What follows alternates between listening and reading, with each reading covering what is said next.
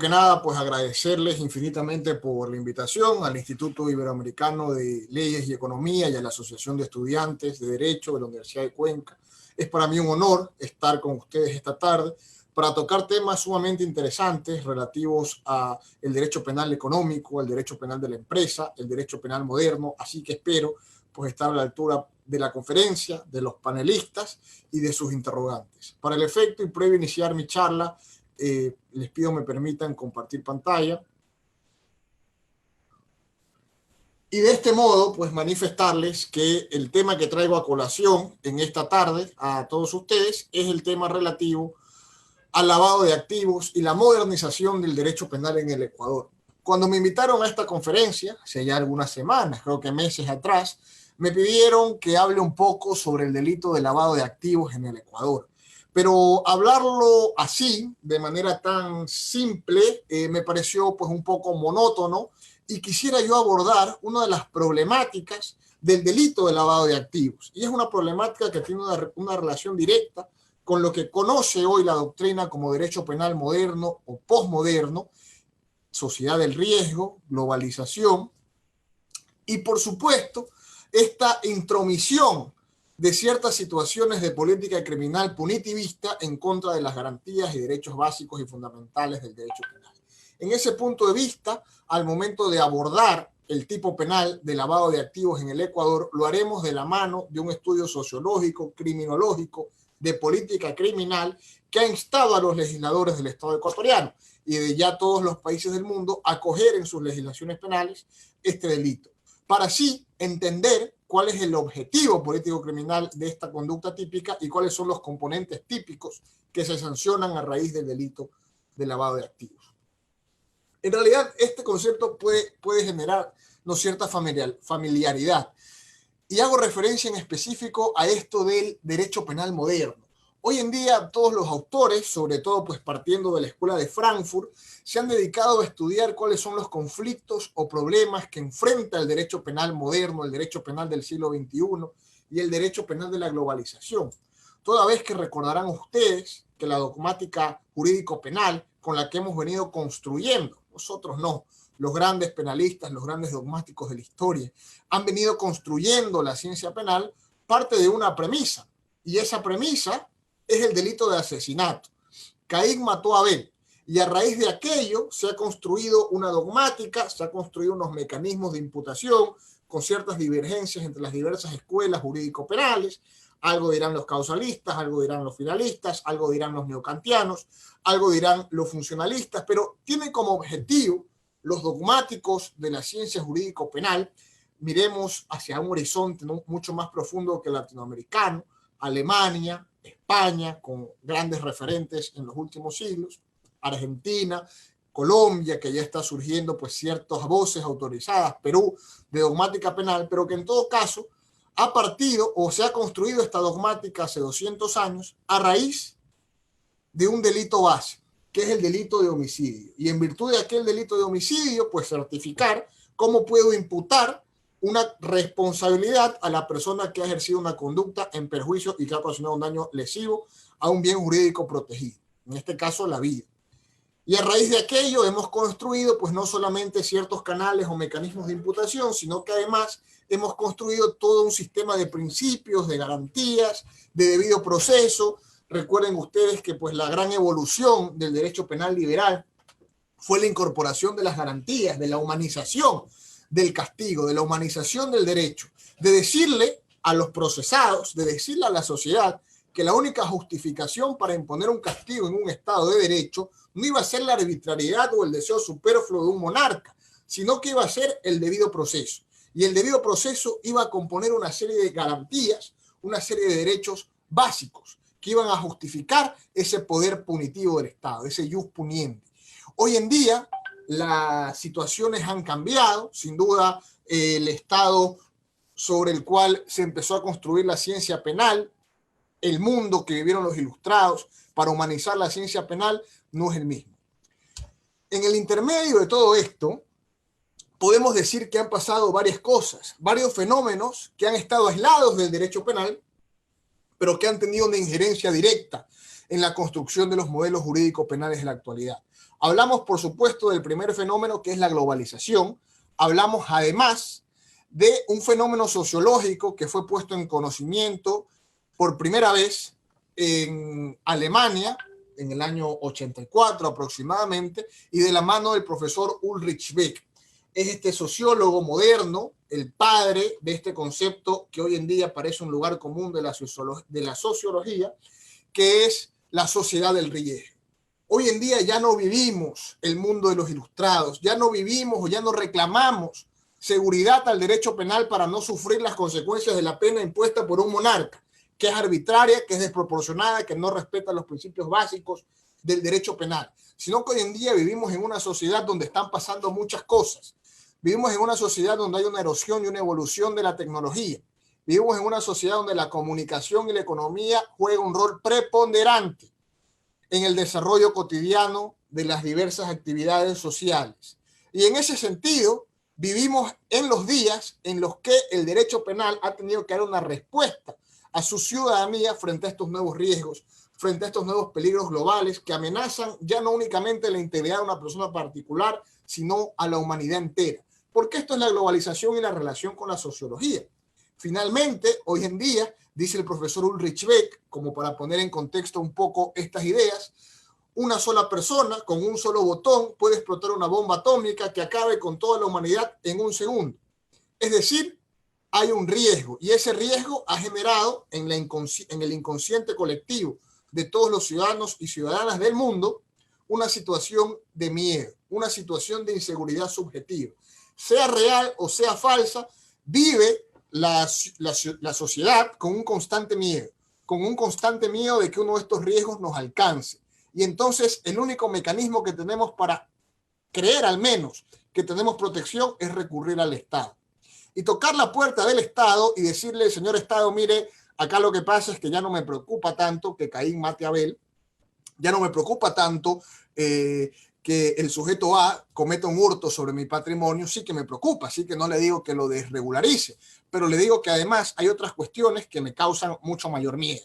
Mire, acá está pasando que las empresas, para ganar un rédito económico, se deshacen de los residuos químicos que producen en el río Guayas. Y esto pues ocasiona un perjuicio a toda la ciudadanía, a todos los habitantes de Guayaquil. Y eso pues nos genera un miedo porque nos puede generar enfermedades, porque puede haber un riesgo a la salud, porque puede generar contagios. Y al final del día queremos nosotros responsables.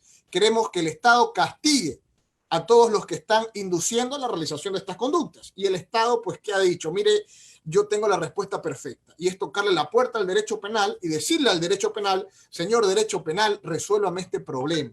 Y el derecho penal, ¿no es cierto?, que pues es bondadoso, bonachón, ha dicho, por supuesto, señor Estado, por supuesto, señores ciudadanos, nosotros vamos a dar una respuesta. El problema es que la respuesta no la dio la dogmática en un principio, la dieron los legisladores que no eran penalistas y que siguen sin ser penalistas y que resolvieron que la solución para este conflicto, esta sensación de inseguridad subjetiva que experimenta la sociedad que experimenta la ciudadanía producto de la sociedad de riesgo, era tipificar todas estas nuevas conductas que surgen producto de la globalización e inflar nuestros códigos penales. Aquel fenómeno pues que el profesor Silva Sánchez denominó la expansión del derecho penal a raíz de las sociedades postindustriales, a raíz de la sociedad del riesgo.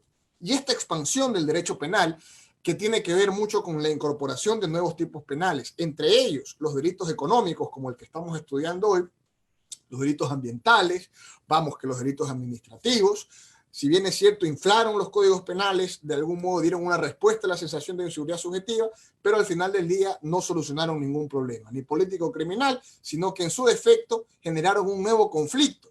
Pero ¿quién se hizo cargo de este conflicto? No la legislatura, porque ellos a la final del día dan una respuesta a la ciudadanía y creen que está justificado su accionar, aunque no resuelvan nada. Generaron un conflicto para la dogmática, para la ciencia jurídico-penal, porque esta estructura que habíamos construido para sancionar que Caín mató a Abel, para sancionar el delito de asesinato, dio un giro. Y ese giro nos obliga ahora a buscar nuevos mecanismos de imputación a estas nuevas conductas delictivas. Hoy en día hablamos de responsabilidad penal de las personas jurídicas, hoy en día hablamos de normas penales en blanco que nos remiten, son muy laxas, nos remiten a normas administrativas. ¿Qué son los delitos ambientales? Pues sino una remisión continua y constante a normas administrativas. Y esto da como resultado escuchar a la ciudadanía, inflar el derecho penal, que el derecho penal moderno se caracterice por una legislación que relativice todos sus principios básicos y que flexibilice las normas de imputación penal del Estado de Derecho. Porque si el derecho penal se había esforzado durante todos estos años por generar una construcción dogmática científica que justifique los mecanismos de imputación a raíz de la voluntad de una persona y el encuadramiento típico de esta voluntad en un tipo penal, pues hoy en día tenemos un problema, porque con las reglas clásicas no podríamos imputar ningún tipo de estos nuevos delitos. Entonces, ¿qué tenemos que hacer? Tenemos que flexibilizar las garantías básicas del derecho penal. Tenemos que quitar cierto contenido a los principios básicos del derecho penal. Y el problema y el conflicto surge ahora si es que aquellos principios y aquellas reglas y garantías básicas que justificaban el castigo lo pueden seguir haciendo en un Estado moderno. Y aquí los críticos del Estado o del derecho penal moderno dirían que no, que aquí tenemos un problema de legitimidad y que el restringir ciertas garantías para la imputación de estos nuevos delitos deslegitima el castigo y deslegitima el debido proceso. Pero aquí hay un conflicto y esta es la idea que quiero que tengan todos clara antes de profundizar en el delito. El conflicto de la dicotomía es la siguiente. Si yo respeto irrestrictamente las garantías básicas del derecho penal, los principios básicos del derecho penal, pues daría a la ciudadanía una respuesta de impunidad, porque no podría, sobre texto de la presunción de inocencia o del principio de legalidad, imputar estas nuevas conductas típicas. Aquello elevaría el contenido científico del derecho penal o de las garantías propias que justifican el castigo y el producto a raíz del debido proceso, pero al mismo tiempo generaría una sensación de inseguridad mucho más amplia, porque la ciudadanía diría, oiga, usted no me está dando una respuesta, a mí no me importa lo que digan los científicos del derecho penal, yo quiero una respuesta política. Entonces, desde la política criminal, parece que la política criminal le ha ganado la batalla al derecho penal y ha dicho, no, lo que necesitamos nosotros, hasta que los científicos del derecho penal resuelvan qué van a hacer con ese lío de las garantías y la flexibilización, nosotros necesitamos castigar estas nuevas conductas. Necesitamos imponer sentencias ante estas nuevas conductas. Y debemos decirle a la ciudadanía que estamos luchando contra estas nuevas conductas producto de la globalización. Y en ese sentido, pues bueno, ya teniendo esta idea clara, el lavado de activos parecería que viene a ser quizá el máximo referente de la delincuencia económica. Algunas de sus características y de sus dimensiones y de sus consecuencias lo vienen a confirmar. Y es el delito perfecto para estudiar estos nuevos tipos de delitos que surgen a raíz de la globalización, los fenómenos que experimenta el derecho penal económico y la respuesta o la superposición de la política criminal por encima de la dogmática.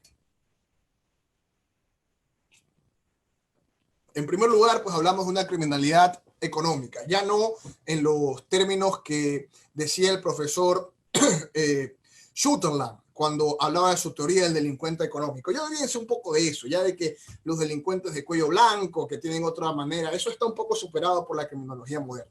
Hablamos de que ya hay estructuras de criminalidad económica que está altamente organizada, que se desarrolla en el seno de sofisticadas estructuras empresariales a través de redes organizadas y que van desde la emisión o la consumación de un delito inicial a la integración en el mercado legal de los frutos obtenidos con él. Todo esto, claro está, pues desarrollado por distintos sujetos, por distintas empresas. Y es precisamente esta construcción lo que da lugar al delito de lavado de activos. ¿Por qué? Porque en teoría la motivación o el conflicto que surgía era que, recuerden ustedes, años 80, había una erosión no únicamente de criminalidad económica, sino de estructuras profundamente criminales, de dinero profundamente ilícito. Una erosión inmensa del narcotráfico, una puesta en boga digamos, la importación y exportación de sustancias psicotrópicas sujetas a fiscalización, pero en grandes escalas. Y esto era muy rentable, generaba mucho dinero, ¿no? Parecía una cuestión que era imposible para los estados combatir. Y el problema es que los criminales, en este punto, ¿no? Los líderes de las organizaciones criminales, no se conformaban con hacer dinero y guardarlo debajo de sus colchones. Vamos, que mucho que sí que lo guardaban. Pero además necesitaban, a toda costa, aparentar situaciones de legalidad, aparentar estar dentro del tráfico económico habitual y legal. ¿Y cuál es la respuesta de esto? Seguramente lo aconsejaron abogados, muy a nuestro pesar. Pues bueno, habría que buscar la forma de incorporar ese dinero al tráfico legal, al tráfico económico financiero legal. Es decir, si es que nosotros mediante una actividad ilegal hemos hecho mucho dinero que no hemos facturado, que no podemos facturar y que no podemos justificar, la solución para justificar ese ingreso va a ser incorporarlo al mercado legal. Y esto, pues, sin duda, genera ya una desventaja competitiva para todas las empresas que están actuando lícitamente, ¿no? Que están actuando de conformidad a las normas del mercado y de la regulación estatal del mercado. En este sentido, el lavado es uno de los factores etiológicos desencadenantes de la comisión de delitos, ya que si no fuera posible aprovecharse de los efectos provenientes de este delito, se cometería mucho menos. Entonces, en este sentido, podríamos decir que se llegó a la conclusión, por lo menos desde una perspectiva o desde una óptica político-criminal, que el lavado de activos volvió rentable el oficio de ser delincuente, el oficio de ser narcotraficante, el oficio de pertenecer a estructuras criminales. Y si queremos hacer una construcción típica muy sucinta, porque esto más allá de ser una clase de la descripción típica de lavado de activos, que sería bastante fácil, es una crítica y una consecuencia de por qué surge el delito de lavado de activos y cuáles son los problemas que tenemos nosotros desde el ejercicio de una defensa que tiene la dogmática, desde la construcción, valga la redundancia, dogmática de imputación hacia este tipo penal. En este sentido, pues, dentro de la propia construcción típica debemos tomar en consideración que el sujeto activo de este delito puede ser cualquier persona, cualquier ciudadano, porque es un delito común. Ahora, sí que hay que puntualizar que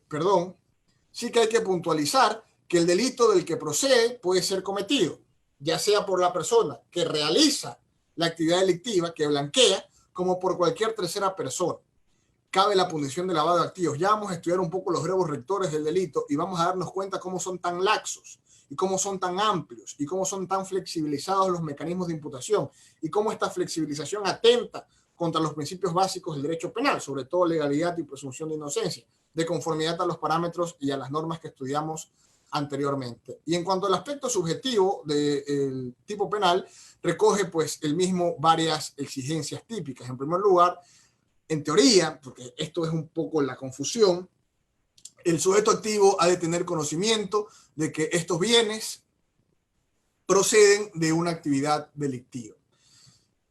En la antigüedad, o por lo menos cuando recién empezó a surgir este delito, parecía ser que tenía una estricta relación con el narcotráfico y la delincuencia organizada. Hoy en día, pues se llega al extremo de que ya cualquier actividad podría ser sujeta de los parámetros de lavado de activos. Incluso, miren la construcción que se ha hecho mediante la jurisprudencia en países jurídicamente más avanzados que el nuestro, como España. Se habla de que el monto de dinero no declarado a la administración tributaria, ojo con esto, recuerden que la construcción básica es incorporación de dinero que ha sido obtenido ilícitamente y se incorpora al mercado legal, atentando contra los que están actuando de conformidad a las reglas del mercado. Pero ya la jurisprudencia española imputa responsabilidad por lavado de activos incluso a aquel dinero que ha sido obtenido de manera legal. Por ejemplo, yo soy abogado, trabajo de abogado de 8 de la mañana, debería decir hasta las 5 de la tarde, pero trabajo de abogado desde el 8 de la mañana hasta las 10 de la noche. Todos los días tengo clientes, defiendo casos y obviamente cobro por mis servicios. Pero yo, en virtud de los casos que tengo, soy un obligado tributario y debo declarar a la administración tributaria de este país cuáles son los ingresos que yo tengo. Pero digamos que en una de estas me da por no declarar y me da por decir, ¿sabe qué? Bajemos la declaración, esto parece muy habitual también, lamentablemente en el ámbito comercial ecuatoriano, bajemos la declaración, digamos que ganamos menos de lo que ganamos y quedémonos con lo de acá. Yo voy a seguir pensando que el dinero lo obtuve lícitamente, porque lo obtuve producto de mi actividad laboral profesional, que es una actividad legal, el brindar servicios jurídicos. La jurisprudencia española dice que aquel dinero o aquel monto no declarado a la administración tributaria podría constituir un elemento para el lavado de activos. Es decir, que yo no solamente estaría defraudando al fisco, según esta lógica de la jurisprudencia de la Corte Suprema Española, sino que además estaría siendo sujeto activo del delito lavado de activos. Si ven, es un poco la contradicción y ya los problemas que empieza a tener este delito, porque ya no está asociado únicamente al narcotráfico, o ya no está asociado únicamente a la delincuencia organizada, está asociado incluso a la actividad lícita que ha producido cierta cantidad de dinero, que ha producido pues cierto rédito económico, pero que no ha sido declarada. Procedencia lícita, no declarada, lo convierte en ilícito. Esa es la duda que tiene la jurisprudencia española y hay sentencias muy interesantes en este sentido. Ahora, el bien jurídico protegido, que de algún modo lesiona el lavado de activos, es todo el orden socioeconómico. De hecho, aquí sí no cabe ninguna duda que este delito afecta el orden socioeconómico, por cuanto lesiona o pone en peligro la transparencia del sistema financiero y la seguridad del tráfico comercial. Porque el lavado de activos viene a suponer la reincorporación de bienes de procedencia delictiva en el mercado. Y este mercado debe ser protegido por ello. El objeto material de este delito está constituido, y aquí es el conflicto porque esto parte de una idea clásica de la doctrina, de una idea clásica del delito de lavado de activos, y podría representar un antónimo de la experiencia española en cuanto a la jurisprudencia que he dicho anteriormente, pero el objeto material de este delito está constituido por los bienes que tengan su origen en una actividad delictiva. Lo que pasa es que según la lógica, y aquí verán pues que no es tan ilógico lo que planteaba anteriormente, o lo que plantea la jurisprudencia española, es que quizás no declarar, quizás el dinero que obtienes lícitamente producto de tu actividad laboral que no es delictiva, pero que no es declarado, sí podría constituir el mismo en un dinero de origen ilícito, porque debió ser declarado y cancelado en la administración tributaria de este país. Seguirá la disputa eterna. Sobre esto hay dogmáticos y profesores de derecho penal que están a favor y otros que están en contra, y que seguirán diciendo el origen de estos bienes, de este dinero, no tienen una actividad delictiva, porque corresponden al tráfico habitual, normal, regulado, la profesión.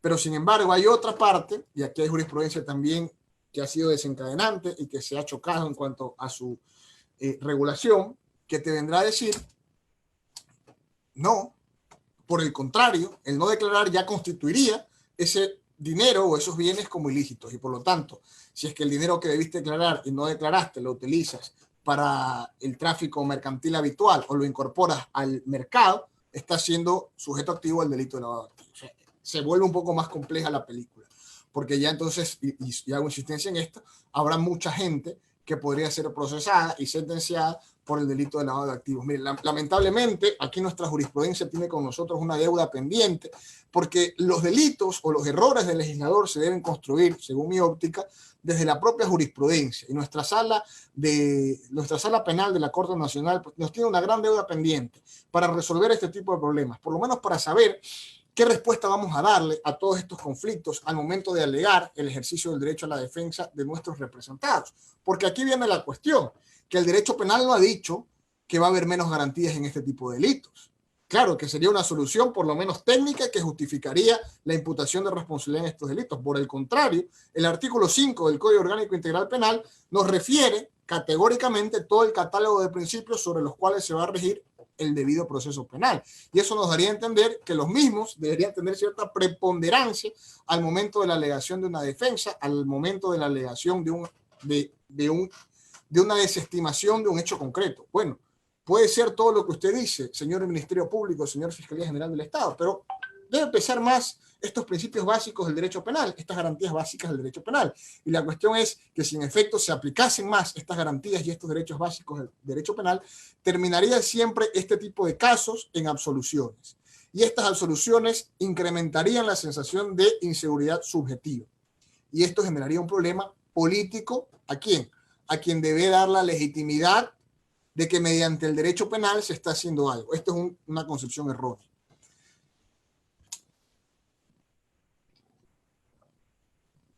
Bien, entonces la globalización, les he dicho, pues excede y se incorpora en los causales del derecho penal. La globalización no tiene que ver únicamente con la economía, no tiene que ver únicamente con la sociología, llega un punto en que la globalización tiene una injerencia directa en el derecho penal.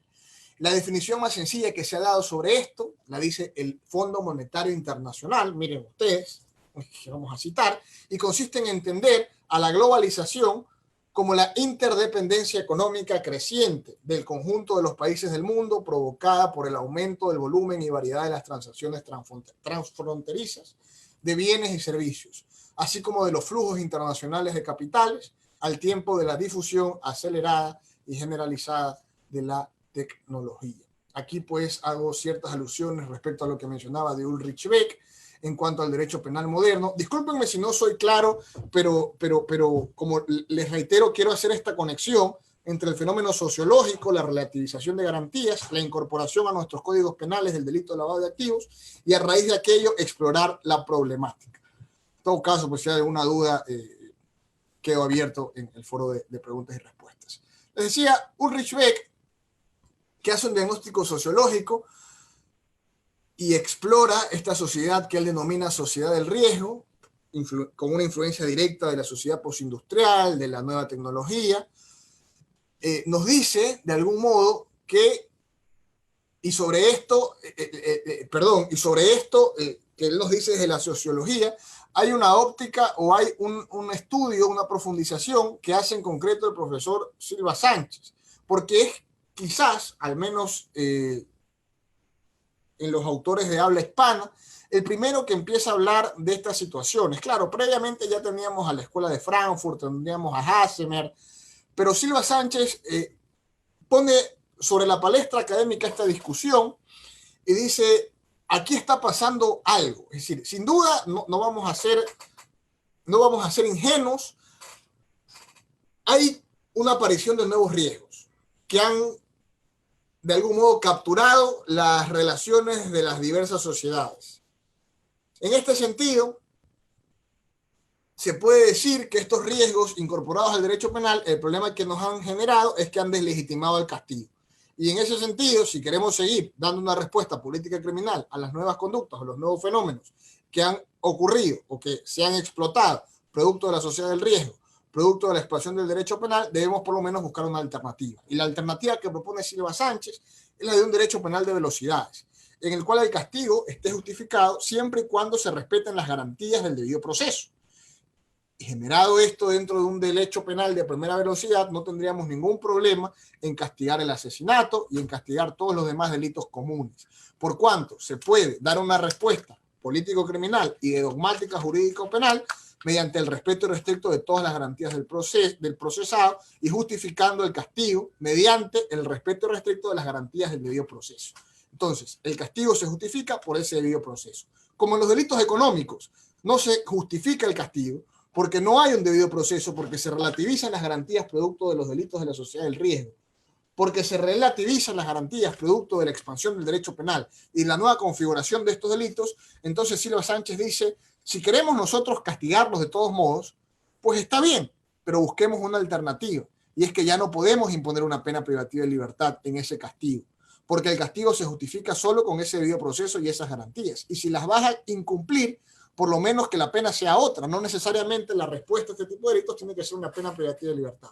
Bien podría ser una pena de multas, bien podría ser una pena económica que repare el daño económico. Finalmente, el muerto no lo vas a poder revivir, pero el dinero que defraudaste, que no pagaste en la administración tributaria, sin duda vas a poder repararlo, ¿no? E incluso un valor mucho más amplio del que defraudaste. En los delitos económicos ocurre esto, dice Silva Sánchez. O sea, que usted puede cometer un perjuicio económico, pero puede repararlo, y puede incluso repararlo con mucha más trascendencia del ilícito que cometió. No, acá lamentablemente esto no ha sido acogido en ninguna legislación del mundo, mucho menos en la ecuatoriana, donde parecería ser que la única respuesta al cometimiento de los delitos económicos es siempre el castigo.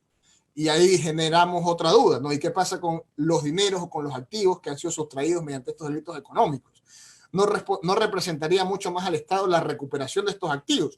La respuesta es sí, pero no, nos conformamos con mandar a la cárcel únicamente a los delincuentes económicos y esperar a que se acojan a un procedimiento abreviado o esperar a que se sometan a un régimen semiabierto, que cumplan su pena y sigan disfrutando pues todos los caudales defraudados, todos los caudales sustraídos, todos los caudales incorporados ilícitamente al mercado.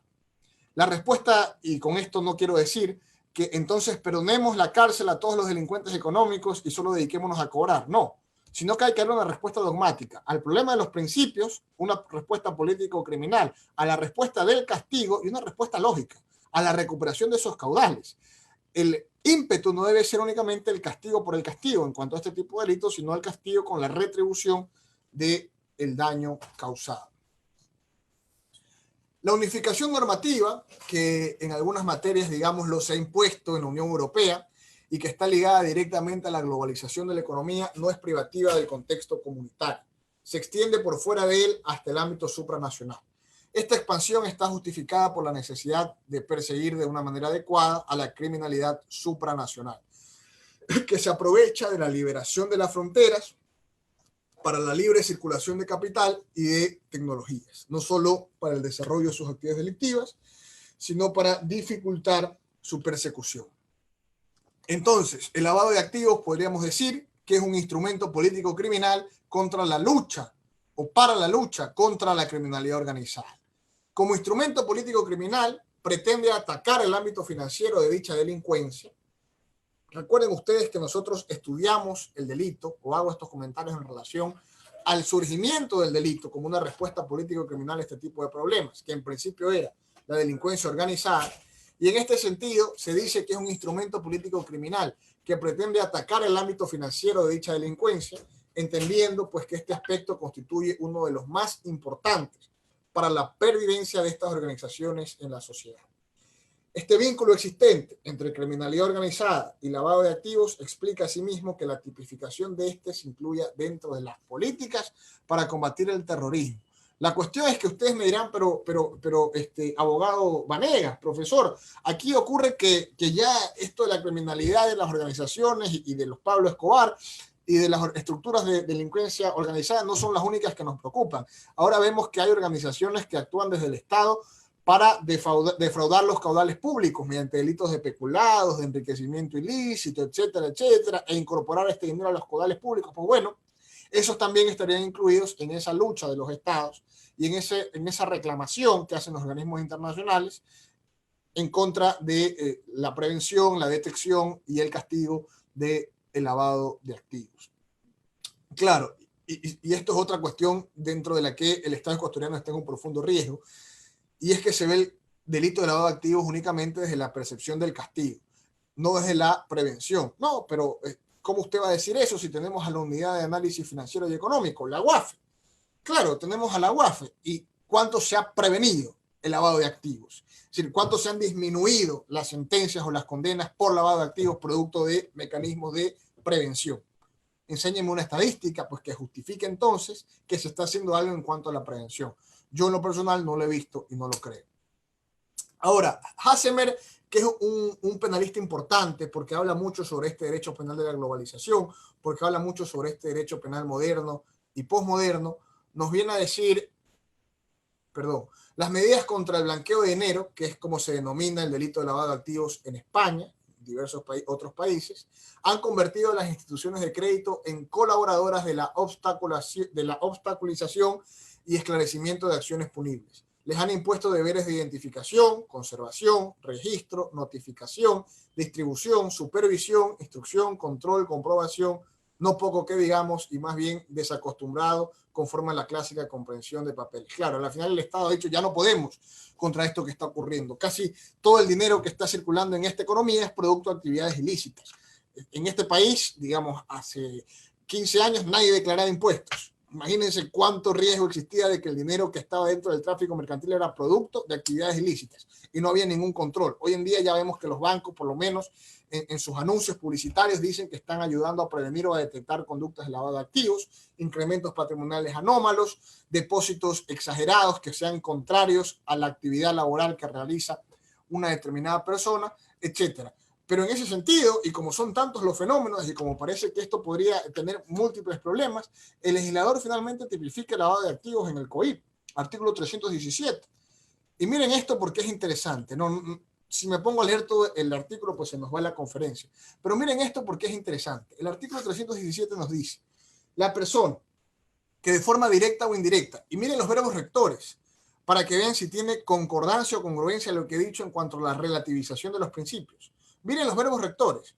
El delito de asesinato, ¿no? La persona que mate a otra, perfecto, facilito hacer facilito que ha costado unos cuantos cientos de años construir una dogmática sobre esta frase, pero imagínense lo que significaría, lo que representaría para los académicos construir esa misma dogmática para estos verbos rectores. Imagínense a von List redactando su manual en base a los delitos de asesinato, de estafa, de robo, la persona que mate a otra, la persona que sustraiga a otra, la persona que mediante engaño se aproveche del patrimonio de otra persona. Esto parecía muy fácil, pero miren lo que nos da la globalización, la sociedad del riesgo, el derecho penal moderno, los nuevos delitos.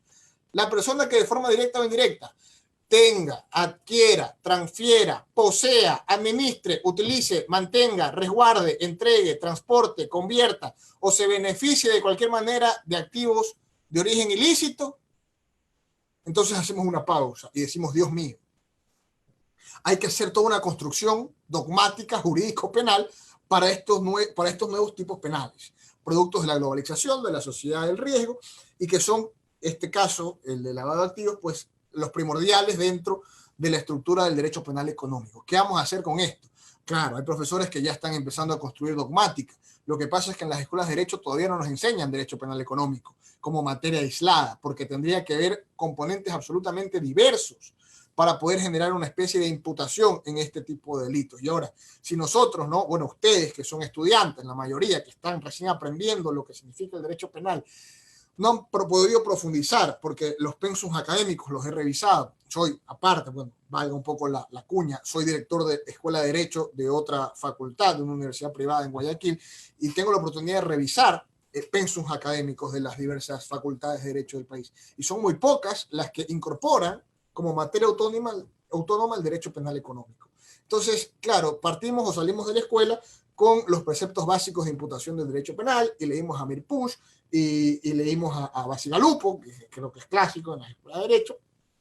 O bueno, si ya tenemos suerte y tenemos profesores un poco más modernos, sí que leemos a Roxin, a Jacobs, etcétera, etcétera, ¿no? A Muñoz Conde, bueno, una serie de autores, pero no leemos, por ejemplo, a Martínez Buján, que ha construido o ha estructurado un manual de teoría del delito de derecho penal económico. No leemos a Tiedemann, el padre del derecho penal económico. Todos estos autores que empiezan a hacer una construcción jurídico-dogmática a raíz de los delitos económicos, porque han entendido que la estructura clásica del derecho penal no sirve para imputar responsabilidad en estos nuevos delitos que surgen producto de la sociedad del riesgo y que hoy en día entre ellos denominamos delitos de carácter económico. En ese sentido, mi pregunta es, ¿no afectará este tipo penal del 317 al derecho de presunción de inocencia cuando se sanciona con una pena privativa de libertad como autor directo del delito de lavado de activos la persona que tenga, que posea? Es decir, si yo le doy, digamos, a mi conductor, a mi asistente, a mi empleado, el dinero que yo personalmente he lavado para que lo lleve a la tienda de la esquina en su maletín, él, podríamos decir, lo tiene, está en posesión. ¿Él ha participado en una actividad ilícita? No. ¿Ha incrementado su patrimonio? No. ¿Ha lavado dinero? No. ¿Sabe que está lavando dinero? No. Está, claro, ese dinero es ilícito, digamos que es producto del narcotráfico, pero yo le digo, lleva este maletín a la esquina. Al tenerlo, al poseerlo, es sujeto activo del delito de lavado de activos. ¿Atenta eso contra el principio de presunción de inocencia? Yo estoy absolutamente convencido que sí. ¿Qué estamos haciendo al respecto? La jurisprudencia nos ha dado un poco la espalda. La dogmática, por lo menos ecuatoriana, también tiene una gran deuda pendiente. En eso me incluyo, si estoy dentro de la cátedra y de los aspectos académicos, pues algo tenemos que hacer para dar respuesta a este tipo de conflictos. Pero en todo caso, lo que quiero ejemplificar, lo que quiero que ustedes tengan en consideración son cómo este tipo de problemas ya van mucho más allá de saber cuántas sentencias tenemos por lavado de activos, qué se está haciendo en cuanto a política criminal en contra del lavado de activos, sino que además, qué se está haciendo en materia jurídico-dogmática, qué se está haciendo en cuanto a mecanismos de imputación, qué se está haciendo en cuanto a respeto irrestricto de debido proceso, de principios y garantías fundamentales. Pues muy poco. Y ojo, no se está haciendo únicamente aquí, muy poco. Vean las sentencias que hay en España por blanqueo de capitales, que es lo mismo que lavado de activos. Y vean, pues, si no es también alarmante que ya todo este tipo de situaciones, miren, todos los verbos rectores sean sujetos de una imputación jurídico-penal. Y entonces ya nos damos cuenta que este ya no es un delito que únicamente busca castigar a la criminalidad organizada, al narcotráfico, a los grandes defraudadores, de la expectativa en cuanto a la administración pública, sino que una persona común y corriente que trabaja en relación de dependencia para una determinada persona que se dedica a una actividad ilícita, también puede ser sujeto activo del delito de lavado de activos. Y ese es el problema y esa es la crítica que desde la academia me permito realizar a esta clase de tipos penales. Pero, profesor Vanegas, entonces usted está diciendo que no hay que castigar el lavado de activos. Mi respuesta es absolutamente claro que hay que castigar el lavado de activos. Hay que prevenir el lavado de activos. Hay que evitar que se incorporen caudales ilícitos al mercado habitual. Pero no por eso se debe hacer una cacería de brujas y no por eso se debe castigar a los que nada tengan que ver. Y no por eso los legisladores deben ser cómplices de esa vulneración o de ese irrespeto a las garantías del debido proceso. Ahora, aquí el tema es que, según esta redacción, por lo menos del numeral 1 del Código Orgánico Integral Penal, no se establece en ningún momento que la persona que encuadra milimétricamente su conducta en cualquiera de estos verbos rectores debe conocer, según el numeral 1, que los bienes son de origen ilícito. Y podemos entonces ahí sí dar una respuesta dogmática, ¿no? Pero es que el dolo, y esto ya según la última reforma del COIP, sí representa el conocimiento de la conducta típica y la adecuación milimétrica sobre pretexto de ese conocimiento a esa conducta. ¿Y cuándo hay conocimiento? Siempre, excepto cuando puede justificar un error de prohibición, un error de tipo. Pero caso contrario, se va a presumir que siempre tienes conocimiento de la norma, un conocimiento a priori de que la conducta que estás realizando tiene una consecuencia típica. Y bueno, el resto de verbos rectores, y seguimos redactando. El primero, quería basarme un poco solo para ejemplificar el conflicto que yo tengo con este tipo de conductas y la falta de respuesta que veo que la jurisprudencia y la doctrina ecuatoriana han dado. Además, vemos como verbos rectores la persona que oculta, que disimule, que impida, la determinación real de la naturaleza, origen, procedencia o vinculación de activos de origen ilícito. Ahora sí lo especifica, perdón. El problema no es que se justifique o no que los activos son de origen ilícito. El problema es que encontramos en el numeral 1, les decía, es que no dice que tiene que conocer que esos activos son ilícitos. Puede estar en una situación de desconocimiento, igual ser sujeto activo. Y bueno, ¿no? Seguimos revisando los numerales, el que presta su nombre, o el de la sociedad de la empresa, el que sea socio accionista, el que organice, gestione, asesore, participe, el que realice por sí mismo, por medio de terceros, operaciones y transacciones financieras o económicas, con el objetivo de dar apariencia a la ilicitud de actividades de lavado de activos. Y por ejemplo, aquí esto es risible, ¿no? Digamos que yo soy el gran lavador de activos, el gran delincuente económico, etcétera, etcétera, etcétera. Y por lo tanto, pues soy un señor delincuente económico, un white collar criminal, como decía ahora sí Sutherland. Yo no voy a ir a depositar al banco el dinero que gano, pues. Mandaré a mi asistente, mandaré a mi chofer. Pero esa conducta no es una transacción financiera o económica. La respuesta es sí, y esa conducta no podría hacer a mi asistente o a mi chofer, que únicamente está haciendo ejercicio de sus actividades cotidianas, sujeto activo al delito de lavado de activos, por encuadrar su conducta en este numeral 5? La respuesta es sí. Y vayan a decirle pues a los jueces que no, que existe prohibición de regreso, que existe pues el rol y la teoría de los roles. Vayan a explicarle, ¿no? Te va a decir al final, se encuadró, punto. Por lo tanto, debe ser castigado. ¿Es un absurdo? Es un absurdo. ¿Debe corregirse? Debe corregirse. ¿Qué se ha hecho por corregirse? Nada. Lamentablemente nada. Bueno, ya no vamos a entrar en las penas, ya hablamos sobre los bienes jurídicos protegidos. Bueno, les decía que por todas estas circunstancias los estados terminan cediendo, incorporan este tipo de delito, lavado de activos, blanqueo de capitales en sus códigos penales.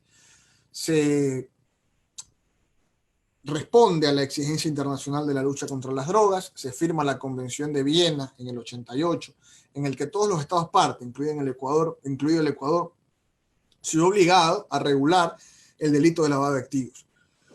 Pero en esa perspectiva, o en esa óptica, recuerden ustedes, años 80, encaminado hacia los delitos de lavado de activos vinculados al narcotráfico. pero les decía que hoy en día ya no es autónomo este delito de los delitos de narcotráfico, sino que puede encuadrarse a varias conductas típicas descritas en el Código Orgánico Integral Penal en general. La lucha contra el lavado de dinero puede criminalizarse en términos muy semejantes en el norte europeo y en Latinoamérica. Con toda seguridad se persigue de modo distinto en ciertos países europeos. Está condicionada por el contexto económico y social de los distintos países que aplican las legislaciones esperadas en las iniciativas internacionales que se vienen mencionando. Este es otro autor importante, el profesor Terradillos Basoco, en cuanto a estas circunstancias de derecho penal moderno.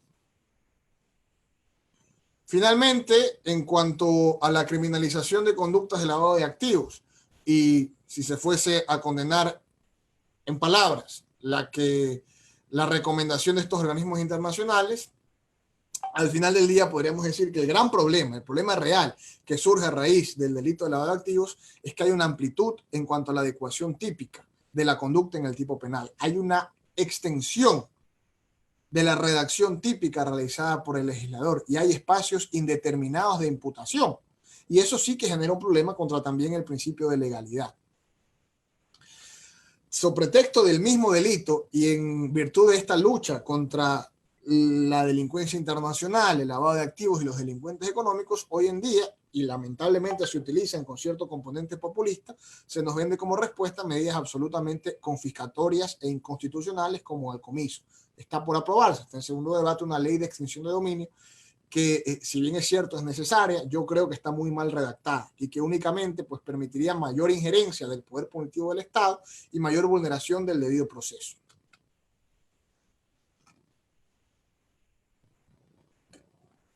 Bueno, creo que he probado que el principio de legalidad se ve un poco aplastado, un poco relativizado, un poco menoscabado por la indeterminación del mandato de taxatividad representado en estas conductas típicas. Sumado a aquello, podemos decir que también se vulnera el derecho a la defensa, porque el principio de legalidad quizás es uno de los fundamentos mucho más importantes del derecho a la defensa. Ferrajoli ha dicho que el presupuesto epistemológico de la defensa, como el resto de la prueba, es la taxatividad y la materialidad del tipo penal. Claro, es que no basta con que la conducta sea típica para que se cumpla el artículo 82 de la Constitución en cuanto a seguridad jurídica y el principio de legalidad establecido en el artículo 5 del Código Orgánico Integral Penal, sino que además la norma debe ser clara, porque ese es otro de los componentes del principio de legalidad. Y la norma no debe ser indeterminada o no debe tener amplios márgenes de incertidumbre, porque el juzgador, en el caso concreto, si es que actuase de conformidad a los principios del derecho penal, lo que debe hacer ante la incertidumbre es siempre fallar a favor del reo. Pero vayan a ver cuántas sentencias tenemos ese tipo de consideraciones. En ninguna, porque los jueces también responden hoy en día a un interés de política criminal y de exigencia ciudadana de dar una respuesta a los conflictos sociales. Vaya, dígale entonces usted, un ciudadano común, de a pie, oiga, lo que pasa es que, claro, esa banda era una banda, mató, se lo grabó cometiendo un delito, pero en el contexto no se le leyeron los derechos a los detenidos, en el contexto hubo violaciones al debido proceso y por lo tanto absolución. Muy complicado, pues que esa sea la respuesta de la Administración de Justicia, que parecería ser, tiene un compromiso político de decirle a la ciudadanía que se está luchando contra la delincuencia. Se vulnera en el mismo sentido el principio de proporcionalidad, el principio de lesividad, principio de proporcionalidad porque ya son tan amplios los márgenes de tipificación, son tan amplios los márgenes taxativos establecidos en el tipo penal y los ámbitos de incertidumbre que, como les digo, hoy en día sentenciados por lavado de activos podrá haber una empleada doméstica, con todo respeto, que fue a hacer el mandado, un chofer, un asistente, que nada tienen que ver con una estructura, una organización criminal, simplemente cumplían un rol y cumplían la orden de su patrono, ¿no? Vaya, deposíteme al banco esto, vaya, lleve este dinero, que yo sé que es ilícito, mi empleado no tiene que saber por qué lo es aquí a la esquina, que lo va a retirar un agente. Pero eso también los convierte en sujetos activos del delito de lavado de activos. Es desproporcional, por supuesto. Nada tendría que ver aquella conducta de estos intermediarios con la imputación por el delito, por la conducta típica, ¿no? Porque no es lo que se busca al final castigar, o no es lo que se ha buscado, incluso desde un aspecto político criminal, castigar, porque se ha buscado evitar esta gran delincuencia, ¿no? Pero lamentablemente nos llenamos de sentencias donde también se castiga a esta pequeña delincuencia que nada tiene que ver, pero que sin embargo sí comete conductas típicas y que por lo tanto muchas de estas sentencias, aunque injustas, son legales. Y ese es el conflicto que nos generamos a nosotros como penalistas, porque hay una dicotomía. Se está haciendo algo que finalmente es legal, pero es abiertamente injusto. Claro, pero está normado, está tipificado, es absolutamente legal, pero sigue siendo injusto. Entonces, para finalizar ahora sí mi conferencia,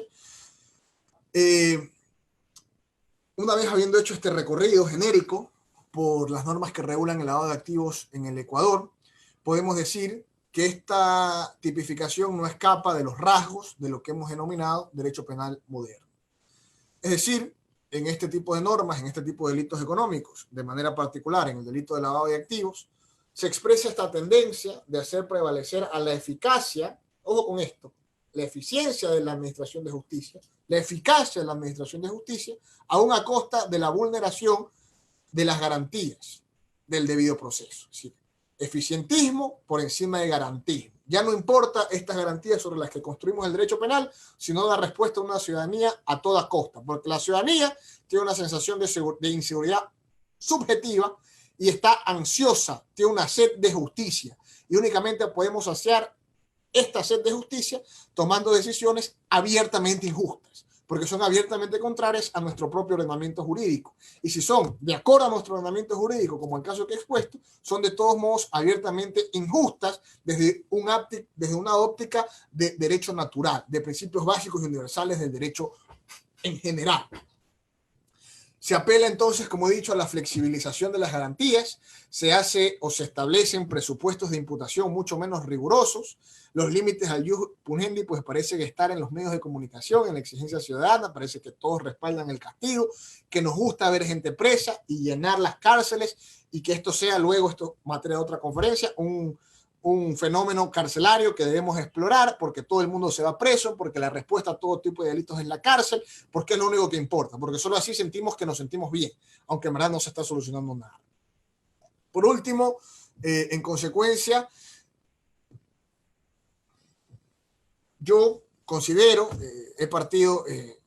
tuve la oportunidad de que mi director de tesis de maestría fuera el profesor Jesús María Silva Sánchez, de estudiar todos estos fenómenos a los que se ha visto inmerso el derecho penal producto de la sociedad del riesgo, y en ese sentido soy consciente que lo que debemos hacer, por lo menos desde la academia, porque no todos tenemos la oportunidad de ser jueces que construyen derecho, que lamentablemente acá son los jueces superiores desde Corte Nacional o Corte Constitucional, y aún así los de Corte Nacional con muchas limitaciones, pero lo único que nos queda es revisar entonces. Primero, echarnos al dolor. Si queremos castigar por castigar, por lo menos revisemos qué está ocurriendo con las garantías básicas del derecho penal.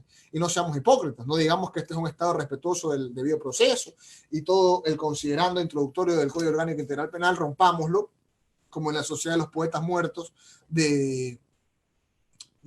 como en la película de la Sociedad de los Poetas Muertos, ¿no? Que este profesor, se me va el nombre ahora mismo, falleció, se suicidó hace poco, en su primera clase introductoria rompe la introducción del libro que estaban estudiando. Pues eso deberíamos hacer los profesores de Derecho Penal, coger nuestro COIP en la primera clase de la asignatura y decir, bueno, estimados estudiantes, mucho gusto, quiero que abran su Código Orgánico Integral Penal y que rompan en la consideración introductoria, porque ahí dice que se va a construir un derecho penal garantista y respetuoso del debido proceso, y en la práctica ocurre lo contrario. Echémonos al dolor. Ya, digamos que ya no vamos a respetar el debido proceso y construyamos otro derecho penal, ¿no? Regresemos a la oscuridad, regresemos al estado de las brujas. ¿Está bien eso? Por supuesto que no, pero por lo menos dejemos de ser hipócritas, diría yo al Poder Legislativo.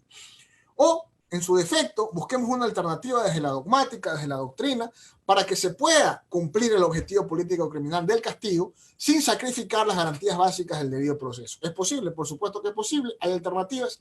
Ya expuse las ideas del profesor Silva Sánchez, que son muy revolucionarias y por eso han sido criticadas y no han tenido mucha acogida en las legislaciones. Bueno, hasta aquí mi intervención. Espero pues haber conectado todas estas ideas. La verdad quería hablar de muchas cosas y conectarlo todo en una hora se vuelve un poco complejo, pero bueno, he tratado de hacerlo. Espero que ciertas de estas reflexiones les hayan generado al menos ciertas dudas, al menos ciertas reflexiones críticas, más allá de si estén a favor o estén de acuerdo. Lo que me interesa es que por lo menos hayan podido experimentar o hayan podido generarse ciertas interrogantes. Bueno, esto parece un poco cierto. Eso pues dará por bien servida toda mi exposición. Agradezco una vez más por la invitación. Como les digo, espero haber estado a la altura de los grandes conferencistas que ahora sí van a empezar a escuchar.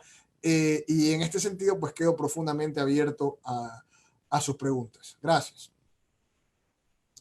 Muchas gracias, estimado doctor, por su brillante ponencia. Este momento daremos paso al foro de preguntas. Doy lectura a la primera pregunta que nos formula Jorge Rivadeneira. Nos dice lo siguiente.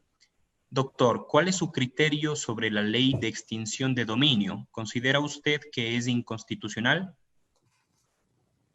Absolutamente. Y qué buena pregunta. Gracias por permitirme extender en este sentido. Mira, en Colombia, que tenían un problema real de narcotráfico y de lavado de activos en el año 91, porque, digamos, el Estado colombiano, si algo debemos envidiarle, no es ya la selección de fútbol, a la que le podemos meter 6 goles, sino su administración de justicia, porque ha tenido un avance significativo en los últimos años, direccionado absolutamente hacia la independencia de la administración de justicia y hacia el respeto irrestricto de los derechos constitucionales. ¿Qué hizo Colombia? Colombia tenía el problema. Narcotráfico, muertes, ya la economía o la irrupción del dinero ilícito en el mercado colombiano era absoluta, era más el dinero ilícito que había en Colombia que el lícito. Pero aún así, Colombia desesperadamente pudo haber tratado de aprobar una ley de extinción de dominio, como lo estamos haciendo en el Ecuador. No, pero ¿qué hizo Colombia? Dijo, un ratito, para nosotros poder aprobar una ley como esta, que es confiscatoria, tenemos que primero reformar la Constitución, preguntarle al pueblo, porque eso es lo que legitima la norma en una democracia, si está de acuerdo con esta consideración. Y el pueblo dijo, sí, estamos de acuerdo. Perfecto. En el año 91, Gaviria reformó la Constitución y permitió la extinción de dominio, que qué es lo que responde o a qué interés responde. Estamos hablando de un análisis de la procedencia de los bienes previo a la emisión de una sentencia condenatoria que justifique que la conducta fue ilícita. Yo estoy de acuerdo con eso, por supuesto, pero si vamos a copiar, copiemos bien, porque en el caso colombiano, nada tiene que hacer en este proceso la Fiscalía General del Estado como se pretende hacer en el caso ecuatoriano. En el caso colombiano, si bien es cierto, primer punto, está constitucionalizada esta circunstancia, la ley de extinción de dominios claramente crea un ámbito administrativo, una especie de tribunal de cuentas o contraloría, que hace un proceso aparte del proceso penal, que nada tiene que ver con el proceso penal, y cuyo único objetivo dentro de este proceso es ver si es que la persona demandada, ni siquiera digo procesada, puede o no justificar la procedencia de sus bienes. Y es tan interesante la ley en Colombia que puede incluso no habérsele iniciado un proceso penal a la persona, porque esto es un proceso aparte, administrativo, civil. Miren que esto ya los romanos hablaban del enriquecimiento sin causa, es decir, no vengamos a inventar el agua tibia. En Ecuador, ¿qué es lo que se está haciendo? Se está pretendiendo dar a un órgano que ha demostrado ser poco objetivo y absolutamente inquisitivo, que es la Fiscalía General del Estado, más poder para extorsionar. Y extorsionar con situaciones absurdas, ¿no? Como que Fiscalía, que es penalista, que no tiene idea de qué es el patrimonio, de qué son los bienes, de qué es un inmueble, de qué es un bien inmueble, de qué son los bienes corporales o incorporales, porque los fiscales en este país no estudian derecho civil. Por eso se hacen fiscales, lamentablemente. Y todos debemos estudiar derecho civil, ¿eh? Sobre todo los penalistas. Pero bueno, en todo caso, lo que está haciendo esta ley es dar más espacio a la arbitrariedad de la Fiscalía, quien ya va a comparecer directamente al proceso, así como lo hace en el proceso penal, a justificar la no procedencia o el origen ilícito de estos bienes para incautarlos. Y esto, ¿saben qué va a significar?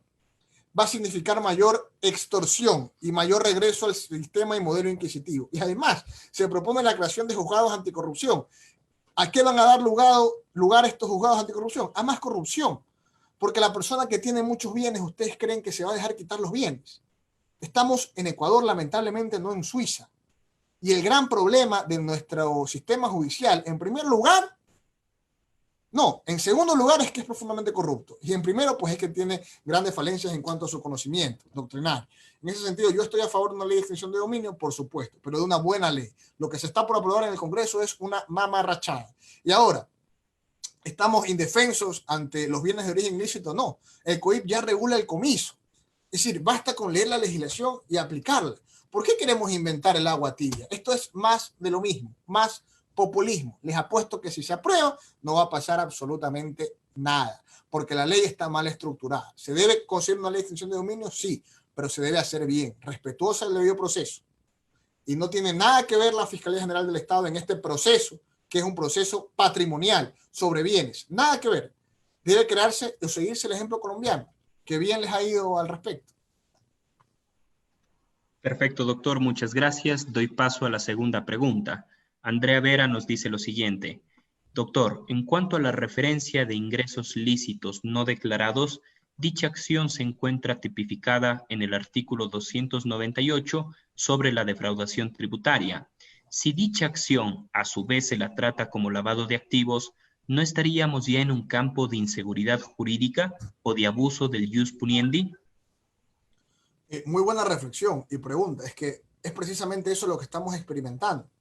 Es precisamente ese ámbito o ese espíritu de una respuesta punitiva ante las conductas ilícitas lo que nos lleva a un abuso del ius puniendi y a una flexibilización de las garantías del debido proceso, llegando a extremos de que por castigar se pueda castigar toda esta serie de conductas que, si bien es cierto, podrían tener o podrían generar un resultado lesivo, también podrían encuadrarse más milimétricamente. Esto no es que más o menos milimétricamente, sino que podrían encuadrarse milimétricamente en los tipos penales que están contemplados dentro del catálogo de tipos penales que ya ha generado nuestro legislador, como el que usted dice, el de defraudación tributaria. Sin embargo, aquí vemos de todo. Y el problema, ¿sabes cuál es? No es que veamos un abuso constante de la administración de justicia, es que no vemos resoluciones que nos den por lo menos una lección, que nos enseñen algo, al menos hasta ahora. Yo en materia de penal económico, al menos en el Ecuador, no he visto una jurisprudencia que me aclare un concepto, y eso sí me genera a mí un problema, porque se castiga por castigar y se vulnera además el principio de motivación. Sí, por supuesto, se extiende el estado de inseguridad. Perfecto, gracias doctor. Damos paso a la siguiente pregunta. Doménica Moscoso nos dice, doctor, ¿cómo se prueba el error de prohibición en este tipo de delito? Mira, esa pregunta es interesantísima, ¿no? Tiene un alto contenido dogmático, toda vez que recuerda que el error de prohibición se reincorpora al Código Orgánico Integral Penal a raíz de la última reforma del 24 de diciembre del 2019. Yo podría darte mi óptica, ¿no es cierto? Pero no sé si estaría tan legitimado para hacerlo como lo estaría la Corte Nacional o la jurisprudencia, que es la que debería respondernos estas interrogantes. Se prueba igual que se prueba en cualquier otro delito. El error de prohibición comprende que yo realizo la conducta típica sin saber que la misma estaba considerada como delito por una situación de desconocimiento externo. El ejemplo clásico del error de prohibición es que estoy en un país extranjero y que en este país extranjero pues yo no sabía, que me invento, ¿no? Porque tuve una experiencia hace poco tiempo, utilizar credenciales falsas es un delito, porque en mi país eso es una infracción administrativa que se sanciona con una multa. Y encuadro mi conducta, yo creo que es algo normal, habitual, pero acá resultó ser delito. En el delito de lavado de activos, el problema, como te digo, es que los verbos rectores son tan amplios que no dan mucho lugar al error de prohibición. Desde mi punto de vista, la solución dogmática para el ejemplo del chofer o del asistente o del empleado que va y deposita es la tesis funcionalista de, una, la teoría de los roles, y dos, la prohibición de regreso. Pero anda, dile, pues, lamentablemente a un juez que esa es la solución. Te va a decir en qué artículo está eso. Y eso es básicamente los problemas que tenemos diariamente los penalistas en el ejercicio de nuestro derecho a la defensa. Perfecto, doctor. Damos paso a la siguiente pregunta. Nos dicen lo siguiente. El delito de lavado de activos normalmente es un delito conexo a otros delitos. ¿Podría caer en un concurso real o ideal de delitos? Sí podría ocurrir. La legislación lo contempla, ¿no? Habría que ver, pues, si el delito de lavado de activos es un fin para el cometimiento de los demás delitos o viceversa, o si en su defecto son conductas aisladas, lo que daría lugar a la interpretación de si es que la conducta realizada se encuadra dentro de los parámetros del concurso real o de los del concurso ideal, que finalmente lo que te da es una solución en cuanto a la ejecución de la pena, ¿no? Perfecto, doctor. Damos paso a la siguiente pregunta. Nos dice lo siguiente Francis Molina. Doctor, usted habló sobre la prevención en el lavado de activos. ¿Cómo cree que podemos hacer esto? Mira, un tema absolutamente interesante que yo creo que ya debemos empezar a hablar. Mira, antes de hablar, mira, esto es lo que a mí me causa tanto conflicto. Tú sabes que en el anteproyecto de reforma al COIP, que se aprobó el 24 de diciembre, estaban contemplados los mecanismos de compliance, ¿no es cierto?, como eximente de responsabilidad penal es cierto, pero también como una exigencia a las empresas de que controlen el tráfico de delitos al interior, porque el Estado no llega hasta las mismas y no se aprobó. Es decir, los mecanismos de compliance, de cumplimiento normativo, enfocados o estructurados directamente hacia lograr la prevención de estas conductas típicas, no se aprobó. Pero la ley de extinción de dominio, enfocada hacia mayor arbitrariedad, hacia mayor castigo y hacia no solucionar nada, y hacia no prevenir nada, está por aprobarse. Yo, la verdad es que no lo entiendo. ¿Qué debe hacer? Debe apostarse más por la prevención, por el compliance, por los mecanismos de buen gobierno corporativo, por los canales de denuncia internas, para que el Estado tenga mayor conocimiento de qué es lo que está pasando en su tráfico mercantil. Y de este modo puede activar los canales correctos y prevenir y sancionar ya no el castigo. Lo que pasa es que vas a tener menos delincuentes económicos presos, pero no porque, digamos, no quieras tenerlos, sino porque, no porque las conductas van a quedar en la impunidad, perdón, sino porque las conductas no se van a realizar, porque vas a llegar antes. Este es otro conflicto de los penalistas, que el derecho penal llega demasiado tarde al castigo. Pues bueno, hoy en día ya en el derecho penal se habla también de compliance y debemos nosotros como Estado apostar hacia aquello.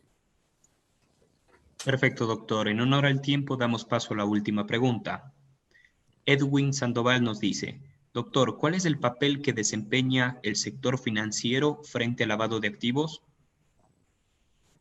Desempeña un papel fundamental, porque ahí viene el problema. Y esto, mira cómo la no apuesta por los mecanismos de prevención da lugar a que incluso sin saberlo el sector financiero sea copartícipe de los bienes y el tráfico de dinero de origen ilícito.